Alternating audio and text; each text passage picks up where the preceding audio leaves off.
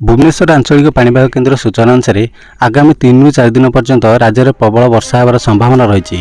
सेहीपरि आज और काली राज्यर अधिकांश जिले में झड़ वर्षा नहीं आकलन करा जायछि।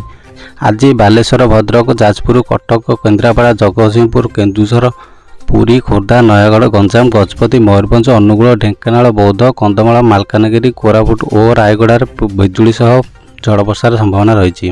तेबे यही समस्त जिला को पाणीपाग विभाग पक्षर येलो वार्निंग जारी कर तेबे भिडियोटी संपूर्ण अपडेट जानिबा।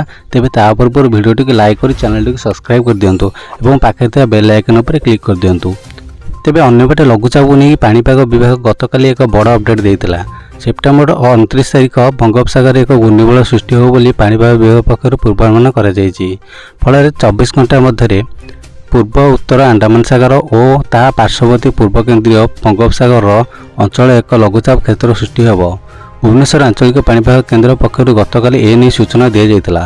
मोटामोटी भाव कहबाक गले अक्टोबर पहलार लघुचाप होगा नहीं आशंका करा जाउछि। यार प्रभाव उपकूल ओडिशा रे वर्षा होई पारे बोली अनुमान करा जायछि।